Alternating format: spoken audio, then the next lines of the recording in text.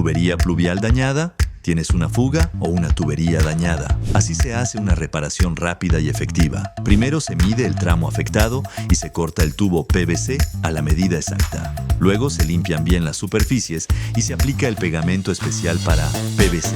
Se instala, se sella y listo. Sin fugas, sin desmontar todo el sistema.